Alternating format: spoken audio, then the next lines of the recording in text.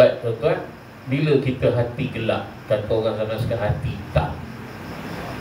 Isteri orang dengan isteri sendiri tak boleh beza. Dia tengok isteri orang tu macam isteri dia je.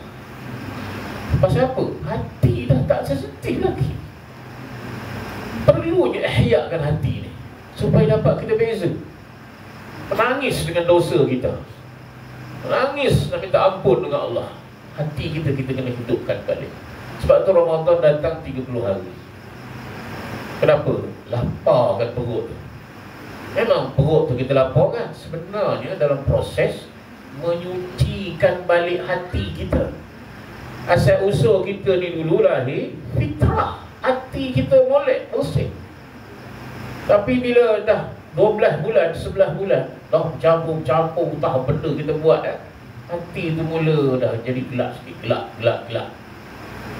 Tengok orang buat dosa boleh kita relax, tak ada rasa apa. Seruan azan Allah pun kita tak rasa sensitif lagi. Allah kata jangan buat, tak ada sensitif pun. Dia tanda hati dah mati. Bila orang mengaji Quran, dia tak rasa apa-apa. Hati mati dah. Tak ada rasa getaran pada hati. Innamal mu'minuna alladhina idza dzukirallah.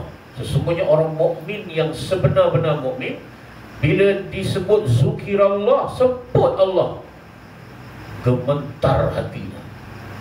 Wajilat qulubuhum, gemetar hati dia, ada rasa.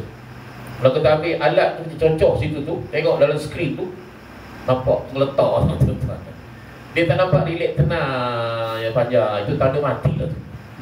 Tanda hati mati. Sebab tu tuan-tuan, Ramadan ni kena ada dalam kalender. Dan tak boleh pula puasa selang-selang sehari. Kena 30 hari. Cukup 30 hari. Walaupun kita duduk dalam rumah tu ya, seorang-seorang, kiri kanan tak ada orang. Dalam peti sejuk, ada popiah, ada kalipak tengah-tengah hari. Tak ada. Tak ada orang tahu pun. Tak. Tetap kena tunggu berbuka. Tahu kisah tu tadi. Walaupun kita berdua dengan isteri di rumah, anak cucu semua dah hantar sekolah, tinggal kita berdua je. Kita berdua dengan isteri. Isteri kita sah. Aku yang ngorak dia, aku yang hantar tanda dulu. Maknanya bila-bila masa boleh jimat. Tak maaf lah ya, tapi bulan puasa jangan buat kerja. Kata ni isteri kita, awak tengok, jangan tengok sendu kita. Hari lain tak bersendu ya? Bulan puasa nampak sendu seksi kan naik katanya. Jangan cuba buat. Kena bulan Ramadan kena. Sebab tu mana sasarannya? Hati. Selagi kita hayat hidup ni, kita kena pastikan hati kita sehat. Cuma ada benda-benda yang melekat pada hati tu kan, sombong, iri hati, itu semua parasit belaka, tu virus belaka. Kalau sombong ni melekat pada hati kita yang bersih ni tadi ya. Nah, kata Rasulullah, la yadkhulul jannah. Bukan soal berapa kali umrah, 15 kali umrah, ya okey lah tu katanya. Tak. Nabi tak tanya pun berapa kali umrah, haji berapa kali, sedekah banyak tak? Dalam hati kamu walau sebesar zarrah, la yadkhulul jannah, tak masuk syurga. Jadi parasit paling melekat kat situ. Kita perlu kepada hati yang sihat. Itulah tujuannya kelas-kelas pengajian. Itulah tujuannya kita hadir berjemaah ke masjid. Nampak kita yang gerak jasad kita ni, sebenarnya kita nak bersihkan hati. Sebab tu bila habis Ramadan, secara normalnya hati kita jadi bersih balik. Kita sebut sebagai kembali fitrah. Itu yang kita sebut Aidil Fitri. Perkataan fitri itu artinya fitrah. Hati kita dah bersih, 30 hari kita cuci. Dah semain tarawihnya, dengan zikir, mengaji Quran, lapar perut lagi ya. Dan semata-mata kerana Allah kita walaupun kita seorang diri, kita tetap meneruskan puasa kita kan. Itu korek hidung pun tanya, Ustaz, korek hidung batal tak? Kan? Korek hidung pun takut. Punya kerana Allah betul. Semata-mata kita nak bersihkan hati dan balik bertemu Allah dalam keadaan hati kita sejahtera ya. Yauma la yanfa'u malun wala banun illa man atallaha biqalbin salim. Hari di mana tidak ada manfaat harta dan anak pinak kecuali mereka yang datang biqalbin, dengan hati salim, sejahtera, sehat, tak ada sakit-sakit. Jadi jangan kita bela sifat sombong, jangan bela iri hati, hasad, dengki, dendam, kesumat, benda lagi lah yang kita sebut sebagai mazmumah, benda-benda kotor dalam hati kita. Kena buang sekarang ni, normalkan balik sebelum kita kembali kepada Allah Subhanahu wa ta'ala. Kata Ibrahim Adham, hati kamu telah mati disebabkan 10 perkara. Sempat-sempat kita tengok ni tuan-tuan, pada siri yang pertama kita dah sebut dulu. Sebab yang pertama, hati kita yang mati ni, boleh mati ni, ariftumullah. Kamu kata kamu kenal Allah, falam tuaddu haqqahu, tetapi kenapa tidak kamu tunaikan hak Allah? Itu satu yang pertama. Ini saya tidak uraikan dulu. Kamu kenal Allah, sifat 20 hafal, Asma'ullahul Husna hafal, walam tuaddu haqqahu, tapi kenapa kamu tidak tunaikan hak-hak Allah kepada kita? Kita duk pikirkan hak-hak Allah, hak-hak kita kepada Allah. Allah mesti bagi, aku dah rajin dah ni, kena bagi syurga. Kita pikai hak Allah. Hak kita ni tak kita tunaikan kepada Allah Subhanahu wa ta'ala. Baik, apa hak? Kita ulang lagi yang pertama ni tuan-tuan ya. Apa hak yang mesti kita berikan kepada Allah? Yang pertama, memberikan perhambaan yang sepenuhnya kepada Allah. Tak boleh separuh-separuh kita jadi hamba kepada Allah. Aku jadi hamba pada Allah ni separuh-separuh saja.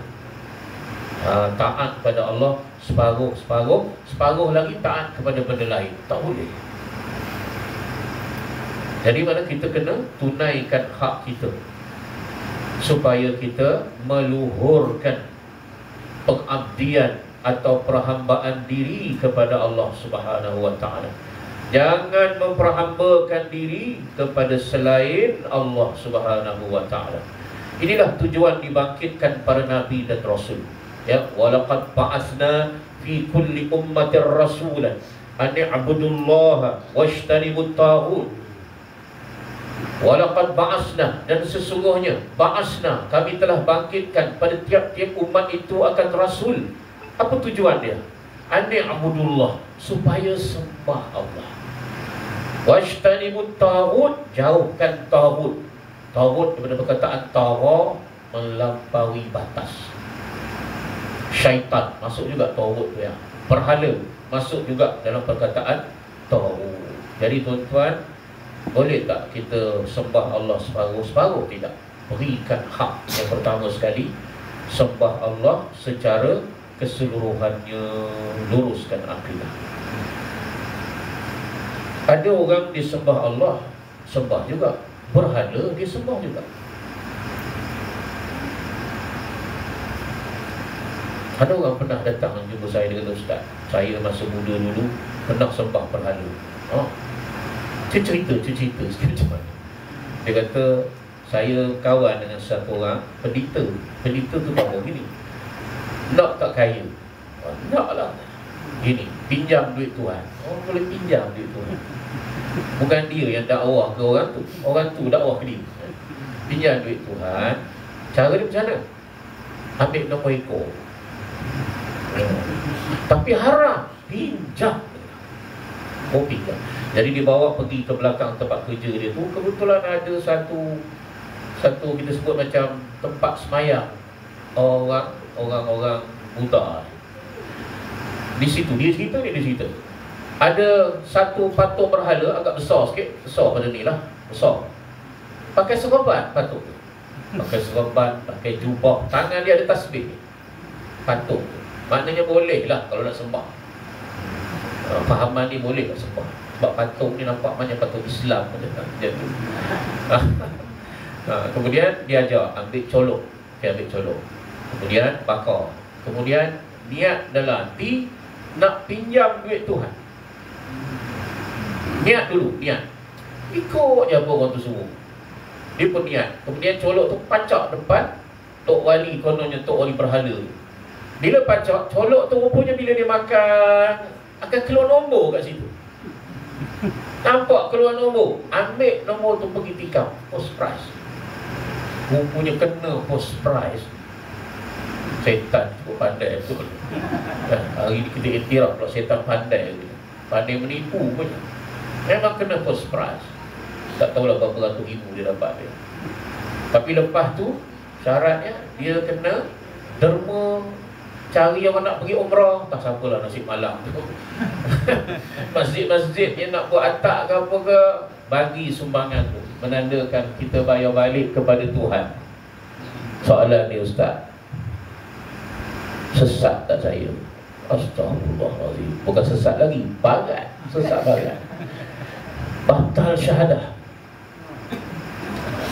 Tapi masjid pergi tak, sembahyang Jumaat pergi. Sebab tu dalam Quran mendedahkan adanya orang yang dalam satu ketika Allah dia sembah, dalam masjid Allah dia sembah, dalam surau Allah dia sembah, di luar sana dia menyembah berhala, tahu.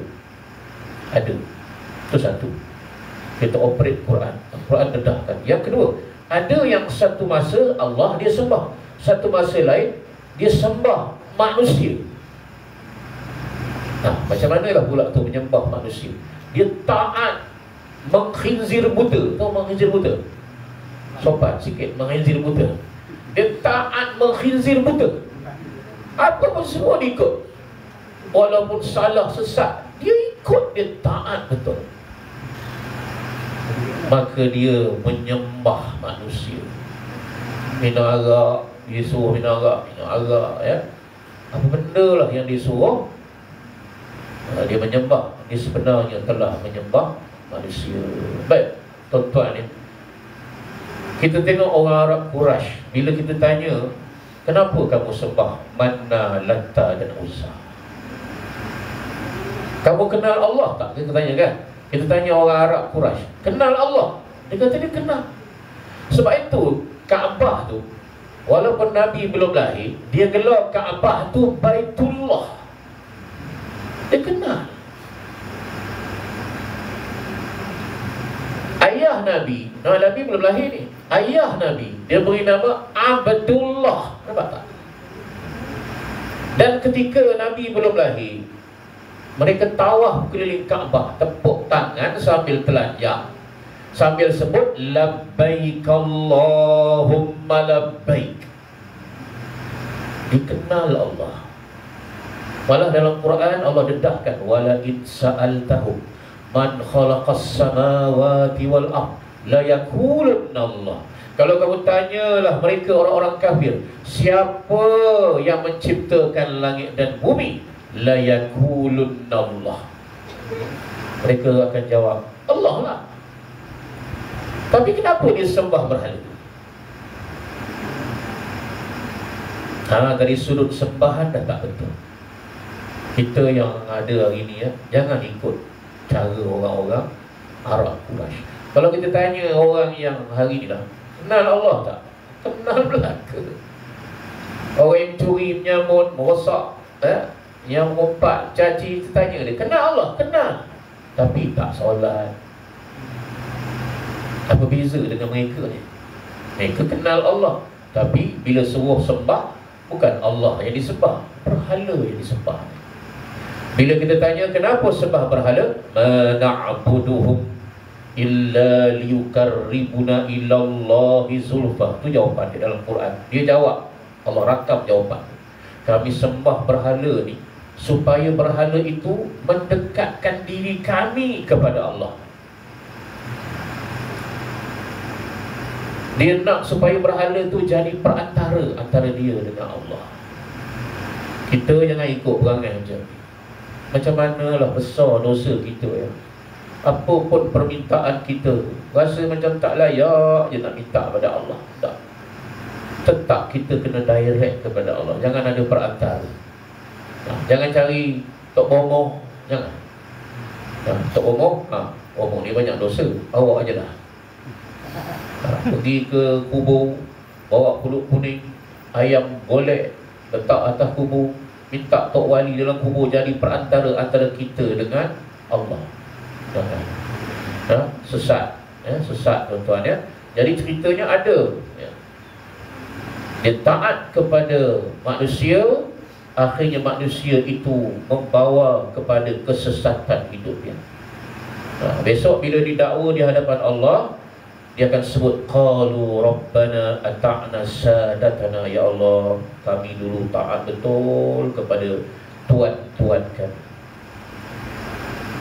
Fa'adalluna as-sabil, tiba-tiba dia sesatkan kami, ya Allah. Kita nak lari daripada hukuman, kita dakwa tuan, kita ikut tuan kita walaupun kita tahu dia buat salah. Jadi kita tak boleh ikut hatta mak bapak sekalipun. La ta'atun fil maksiyah. Mak bapak apa hukum taat? Wajib taat, betul tak? Tapi bila mak ayah ni yang wajib taat, suruh mensyirikkan Allah, suruh buat benda-benda yang maksiat kepada Allah, maka tak wajib taat lagi. Walaupun orang sebut derhaka, tak derhaka namanya. Kecuali kita ini, kalau kita taat terus, kita tidak bertuhankan Allah lagi. Nanti jaga-jaga elok-elok tu ya. Baik, kemudian ada yang sembah Allah satu ketika yang lain menyembah jin dan syaitan. Syaitan suruh kerat 18 kerat, mana sanggup buat? Tanya setan jangan. Ada tak orang macam ni? Ada. Mereka menyembah jin. Wahum ya'budunal jin. Mereka itu menyembah jin. Tiap-tiap malam dia puja jin. Ini tukang-tukang sihir ni yang kat luar ni kan, kita sini lah. Dia puja jin. Kemudian ada yang menjadikan hawa nafsunya sebagai Tuhan. Saya nak sebut tadi supaya kita luruskan perhambaan diri kita. Jangan sembah benda-benda.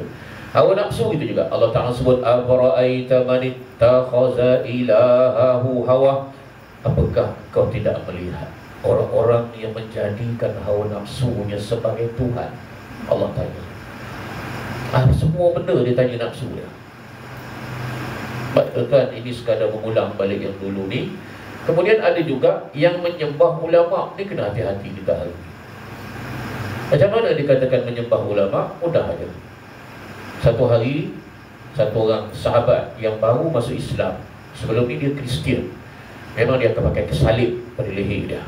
Lepas dia masuk Islam, siapa namanya tu ya? Adi bin Hatim. Dia datang jumpa Nabi, salib terlupa buka. Dia lupa nak tanggalkan salib kan?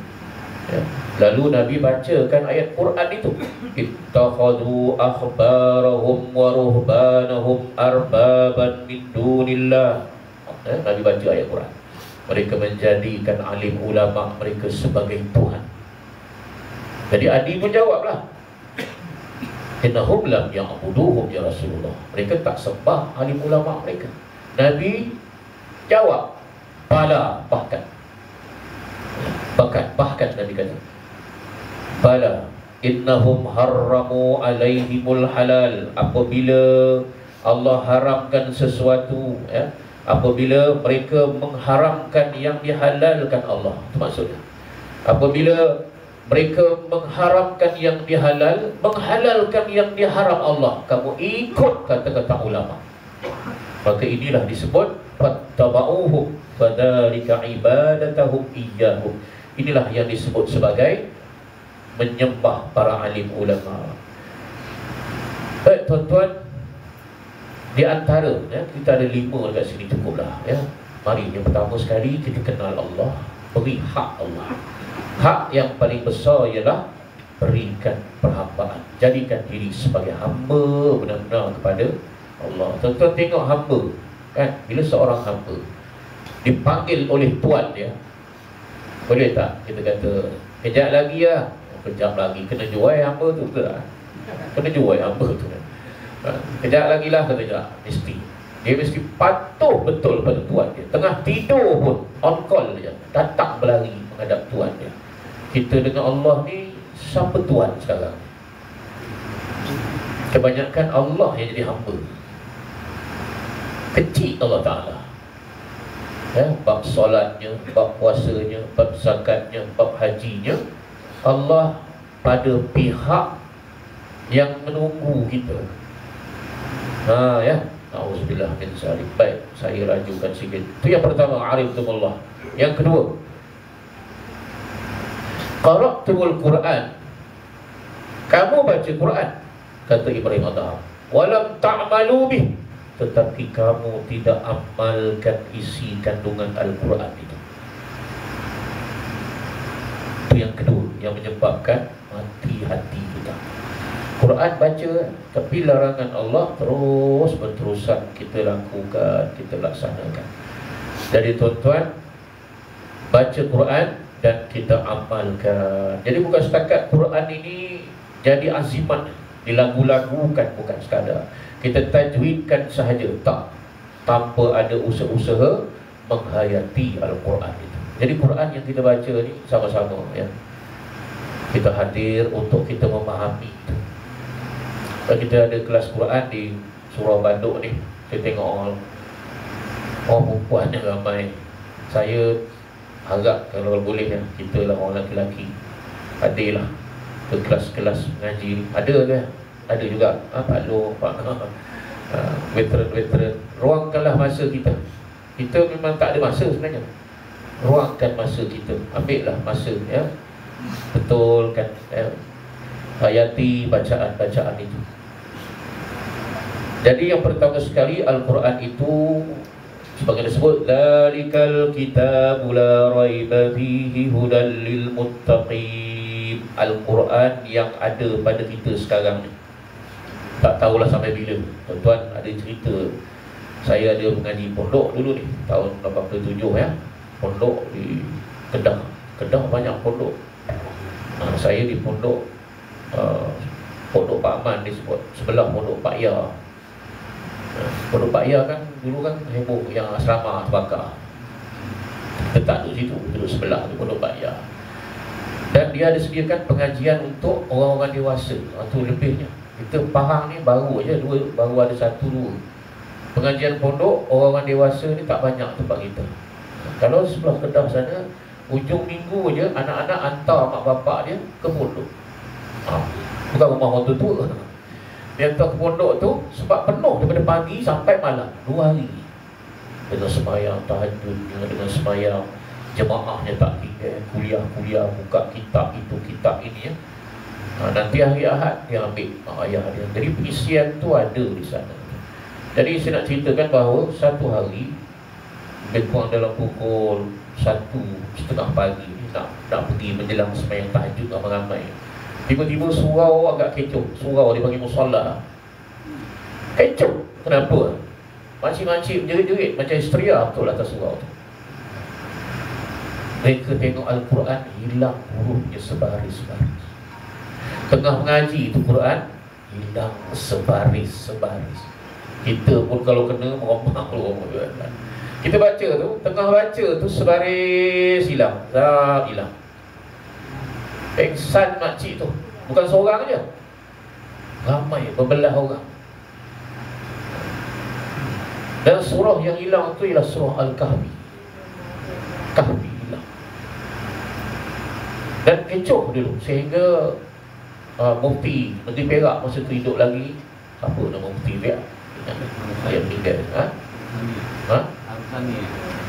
Arusani. Ya Allah yarham Arusani, ya. Keluarkan fatwa. Dia kata sebenarnya hilang tu sebab dakwatnya hanya boleh bertahan 2 tahun saja. Dia nak redakan panik. Orang panik sebenarnya. Kita bagi orang Islam selari dengan apa yang Nabi sebut, Allah akan mengangkat Al-Quran. Tuan-tuan bayang kalau Quran tak ada pada kita, tak ada nak apel, tak ada nak baca. Hari ni Quran ada pada kita, kita tak selak tengok. Berapa ramai yang masih salah-salah baca dia, jadi hilang. Itulah atau pengalaman yang saya tak boleh lupa lah. Dan saya sering tengok mana di masjid ni Quran mana hilang. Satu bilang sampai habis surah Kahfi. Kenapa surah Kahfi itu Allah Ta'ala? Surah Kahfi ni dia berkait dengan amalan pada hari Jumaat. Dan dia berkait dengan amalan turunnya Dajjal. Orang yang tak amalkan pada hari Jumaat baca surah Dajjal, dia terdedah dengan hasutan, godaan Dajjal laknatullah. Jadi tuan-tuan, selagi Quran ada dekat kita ni, yang pertama, Quran adalah sebagai petunjuk. Zalikal kitab pula, itulah kitab, la raiba fi, tak ada sikit ragu pun. 5% pun tak boleh ragu. Kita kena yakin, hakul yakin. Hudallil muttaqin, menjadi petunjuk bagi orang-orang yang bertakwa. Jadi tuan-tuan, pegang kita dengan Al-Quran. Yalah, mudah-mudahan selepas pada hari ini tuan-tuan ya, ambil Quran, semua peluk, cium, tunjuk Quran tu tuan-tuan ya. Biar Quran tu jatuh cinta pada kita. Semua orang sayang Quran. Tak ada orang kata menyampah tengok, tak. Semua sayang. Masalahnya Quran tu tak sayang kita. Dan dia akan berada di alam kubur. Nah, kita tengok siapa kamu? Akulah Quran. Yang selalu kamu peluk tengah malam, akulah. Dan dia sebagai peguam yang memberi syafaat, membela Tuhan dia. Punya berani dia besok, dia akan berada di atas dada kita. Pahala yang lain lari bertepiar. Puasa, zakat, haji, lari sekejap lah, lepas tu datang balik. Dia tetap ada atas dada kita. Hei malaikat, ni dua malaikat, sebelum soal dia tanya aku. Tuan-tuan, penting Quran ni, sangat penting tuan-tuan. Besok di mahsyar, Quran tolong kita. Dalam keadaan kita tak tahu nak ada ke mana tengah-tengah mahsyar, Quran pegang tangan kita. Hadis Nabi ya, kita tanya, kamu siapa? Takkan tak kenal aku. Yang selalu kamu belik-belik, yang selalu kamu peluk-peluk tengah malam tu akulah. Quran dimenjelma menjadi lembaga dan dipimpin tangan kita di mahsyar.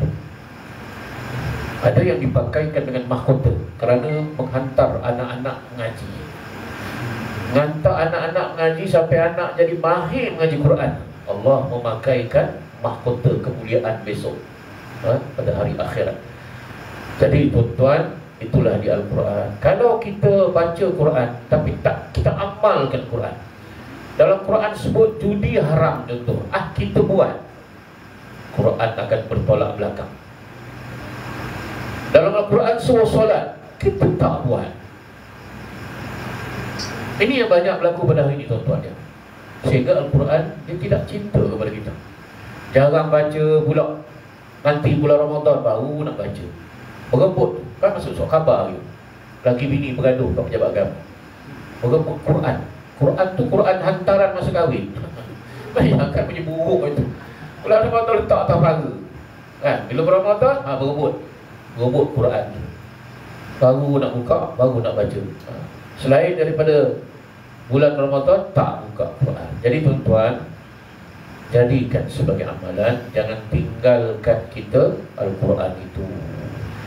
Rasulullah mengingatkan, taraktu fikum amrayni in tamassaktum bihima lan tadillu abadan, kitab Allah wa sunnati. Aku tinggalkan kepada kamu dua perkara, yang mana kalau kamu berpegang teguh kepada kedua-duanya, kamu tidak akan sesat selama-lamanya, iaitulah kitab Allah, itu pertama sekali, kitab Allah dan sunnahku, yakni sunnah Nabi sallallahu alaihi wasallam. Tuan-tuan, jangan kita biarkan berlalu waktu begitu sahaja. Ya, sebelum tidur surah Kahfi. Ini malam ni nak tidur. Surah Kahfi adalah surah pelepasan daripada azab kubur. Real betul tuan-tuan. Para sahabat radhiyallahu anhum ajma'in, satu hari dia berkemah, dan masa dia berkemah tu, dia dengar bunyi orang mengaji. Bunyi orang mengaji. Dan mengaji itu mereka kenal pasti adalah surah Al-Mulk. Suara tu datang daripada dalam tanah. Barulah mereka tahu bahawa mereka berkemah atas kubur. Dan besok tu dibawa kepada baginda Nabi SAW. Rasulullah terus bagi respon. Surah Al-Mulk adalah surah pelepasan daripada azab kubur. Orang yang dalam kubur walaupun dah meninggal, masih lagi teralun bacaan-bacaan surah Al-Mulk. Jadi tuan-tuan, ambil Quran, mari sama-sama kita mula baca dah. Kalau boleh dalam usia kita macam ni, banyak surah-surah yang selama ni kita tak sempat baca, kita baca dah. Kan? Ada berapa surah dalam Quran? Ada berapa surah dalam Quran? 144. Saya tanya itu sebab ada pelajar-pelajar bila kita buat motivasi pelajar SPM, ada 300 surah. Bayangkan, mana tak tahu dia selama ni surah ada berapa kan. Baik tuan-tuan, 114 surah ni cuba kita sentuh semua surah-surah ni sebelum kita mati. Surah Kahfi pada tak pernah habis baca. Surah An-Nisa tak buka-buka, orang perempuan pun tak baca. Banyak surah-surah. Surah Al-A'raf, banyak lagi yang kita tak tahu pun, tak sentuh pun, dan kita tak baca. Sedangkan masa yang tinggal pada kita ni sangat sedikit. Tak ada orang kata, Ustaz, Quran tu bahasa Arab susah. Apa ni? Apa kan mahir bahasa Arab? Sebenarnya Allah telah siapkan potensi berbahasa Arab kepada kita. Saya nak tanya tuan-tuan, kunut apa? Apa? Sekolah Arab tak? Tak perlu harap pun. Nampak tak? Mana dah ada potensi berbahasa Arab, berbahasa Al-Quran tu Allah dah sediakan. Kan? Kalau kita jumpa Pak Imam, jumpa pengurusi, jumpa kat kedai, kita sebut good morning ke sebut Assalamualaikum? Good morning Pak Imam. Pak Imam tengok anak siapa lah belagak macam ni katanya ya. Mesti kita pilih bahasa Arab, bahasa Quran. Assalamualaikum warahmatullahi wabarakatuh. Fatihah kita boleh hafal. Takbiratul ihram bahasa Al-Quran. Allahu Akbar, boleh dah. Dah ada potensi. Soalan munkar nakir bahasa Al-Quran. Rabbuka mesti bahasa Al-Quran. Betul tak? Kita cuba fikir logik. Takkan malaikat tanya bahasa Melayu? Apa khabar tanya? Orang yang duduk dalam ni, okey, sihat ini. Tak tanya bahasa Melayu. Tak. Atau malaikat, bangsa apa ni? Melayu. Melayu mana? Melayu Baduk. Baduk. Dan boleh kita tanya bahasa Arab, translate dalam bahasa Melayu. Tak ada pun. Tak ada. Dia tak layan kita, tuan-tuan. Tak layan kita. Terus dia datang tu tak ada mesra-mesra je. Rabbuka. Teruskan. Dan wajib jawapan kita tu betul. Tak boleh kata bagilah pilihan A, B, C, D. Tak ada pilihan. Wajib tepat. Dan bila salah tu kena rotan kita. Dia angkat cambuk selalu. Atau kita kata, malaikat, kita tengok batu nisan ke atas tu. Batu nisan kan tulis Melayu, Islam. Tak payahlah tanya Marum buka lagi. Walaupun batu nisan dia dah tulis, dia tu Ahmad bin Daud dan tulis, tetap dia tanya Man Rabbuka. Nah, jadi tuan-tuan, kamu baca Al-Quran tetapi kamu tidak beramal dengan isi kandungan Al-Quran. Tuan-tuan, yang pertama, Al-Quran adalah sebagai pemberi hidayah dalam perjalanan kehidupan kita. Dan yang keduanya, Al-Quran, fungsi Al-Quran ialah mensucikan hati kita. Rasulullah sebut innal quluba tasdaq. Hati manusia ni dia berkarat. Tuan-tuan tengok kalau besi terjemur, kena hujan, kena panas, dia boleh lemput. Rasulullah kata hati manusia yasda'ul hadid, dia boleh karat macam besi. Kalau sahabat tanya, "Fama jala'uha ya Rasulullah?" Macam mana cara nak bersihkan Rasulullah karat? Nabi sebut tilawatul Quran wa dzikrul maut. Dua cara, ada dua tool yang boleh mensucikan karat ni. Yang pertama ialah tilawah Al-Quran dan mengingati kematian. Jadi penting sangat tuan-tuan ya. Penting sangat. Dan yang ketiga terakhir kot ya, bila masa kita. Yang ketiga, kata Ibrahim Adham, mati hati kamu apabila udanitum hubba Rasulillah. Kamu kata kamu sayangkan Rasulullah. Wa taraktum sunnatahu, kenapa kamu tinggalkan sunnahnya? Jadi kita ambil 3 sebab ni. Dia ada 10. Kita sambunglah siri-siri lain tu. Yang ketiga ni, mari kita sama-sama pada malam ni ya, kita cek tengok apa sunnah Rasulullah yang belum kita buat. Kita meninggal, tuan-tuan, kita akan balik bertemu dengan Allah Subhanahu Wa Taala. Sebanyak-banyak mana dah sunnah yang kita amalkan? Atau kita termasuk golongan orang yang tak berapa seronok bersunnah? Yang ini Rasulullah dah beri ancaman, man raghiba an sunnati, barang siapa yang berpaling dari sunnahku, tak nak, falaisa minni, bukan dari kalangan umatku.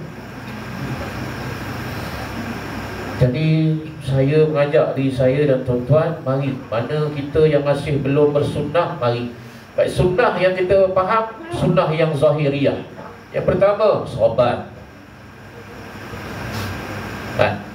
Ada tak siapa-siapa yang tak reti lilit serban? Ada orang, bukanlah nak kata wajib, tak. Tapi kalau Rasulullah suka berserban, Rasulullah suka serban warna hijau, warna hitam, sesekali lilit serban. Saya ada tanya, Haji, tuan, bila nak lilit serban? Nanti saya balik haji. Masalahnya dia tu tak pergi haji, tak sempat, tak tahu. Laksanakan. Baik sobat, nampak benda ni sunnah-sunnah yang zahir, nampak luar. Rasulullah suka berserban, kita jangan sampai tak erti lilit serban. Maka kalau kita kerja, kita tak erti lilit tali leher, malu. Tali leher, tak erti nak lilit. Tapi serban tak erti, lilit je, tak ada rasa pula kan? Jadi cara Rasulullah SAW ni sunnah Nabi yang zahir. Jubah Nabi suka pakai, gamis yang jemaah tabligh pakai, yang sampai lutut jadi jubah dia. Itu gamis. Dalam Sahih Bukhari disebutkan kegemaran Nabi SAW. Jelak itu juga, wangi-wangian. Ini semua yang sunnah-sunnah zahiriyah.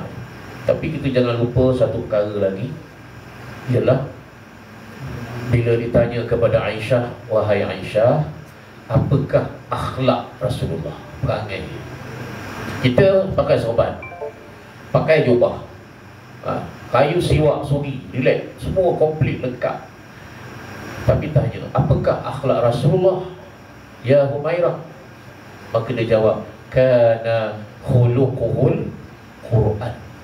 Akhlak Rasulullah ialah Al-Quran. Jadi Rasulullah juga seorang yang sangat amanah. Rasulullah orang yang sangat menepati janji. Hari ni orang tekan sangat serban tu, tapi dialah orang yang paling tak tepat janji sekali. Kalau dia berjanji 10, 20 tak boleh pakai. Tak adalah di Kampung Baduk ni, tempat lain kan? Macam tu ya. Rasulullah juga lemah lembut orang. Jadi kalau dah guna pakaian sunnah tu tadi, cubalah berakhlak dengan lemah lembut, hormat orang yang lebih tua ya. Bercakap, jaga adab sopan. Rasulullah juga orang yang sangat istiqamah dalam perjuangan dia. Letakkan tangan bulan, letakkan bulan tangan kanan, matahari tangan kanan, bulan tangan kiri. Kau suruh aku tinggalkan usaha dakwah ni, sekali-kali tidak aku tinggalkan. Nabi tunjukkan istiqamah dalam perjuangan dia. Dan Rasulullah juga sangat berakhlak dalam rumah tangga dia. Bila kita tinjau sorot Rasulullah dalam rumah tangganya, tengok, dia tolong kerja-kerja dapur. Saja dia tunjuk dengan sahabat-sahabat, dia bantu isteri, tunjuk pada sahabat dia. Kalau kita nak tolong isteri, tengok kiri kanan kita. Kita nak tolong isteri basuh baju contoh, tengok kiri kanan, tutup tingkap-tingkap pintu. Nampak si Ali kan, dia kata apa? Kena bomoh lah katanya. Takut kata kena bomoh. Rasulullah tunjuk, bukan nak tunjuk riak, tak. Mana yang mesti kita buat akhlak dalam rumah tangga. Nabi suka tersenyum dalam rumah tangga. Kita masah muka dengan isteri, isteri pula masah muka bengik, tak terpasai dengan suami. Maka ini yang disebutkan sebagai kamu cakap kamu sayang Nabi, tetapi kenapa kamu tidak mengikut sunnah-sunnah Rasulullah sallallahu alaihi wasallam. Tuan-tuan, kita sambung lagi insya-Allah nanti pada kuliah yang lain. Yang keempat, jawapan Ibrahim Adham, udnitum udwan syaitan. Kamu kata kamu musuh syaitan. Wa anta'tumuhu, kenapa kamu taat syaitan? Ya. Dia akan sebab matat qulubuhum, mati hati kamu. Kamu sebut kamu musuh syaitan, tapi kenapa kamu taat kepada syaitan?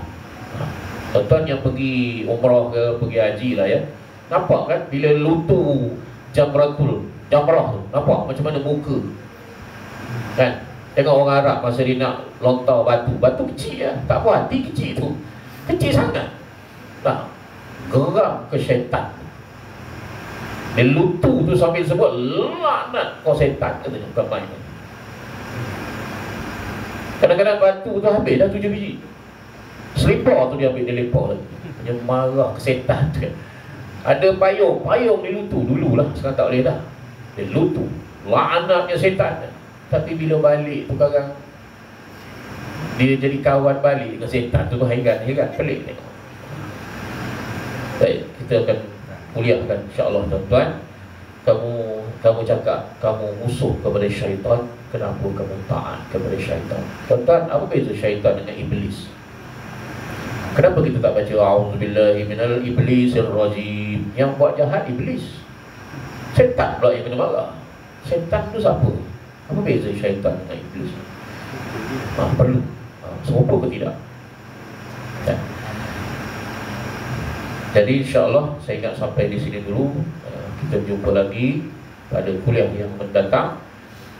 Udaitu udwan syaitan, kamu sebut kamu musuh kepada syaitan, tetapi kenapa kamu ikut akan syaitan itu?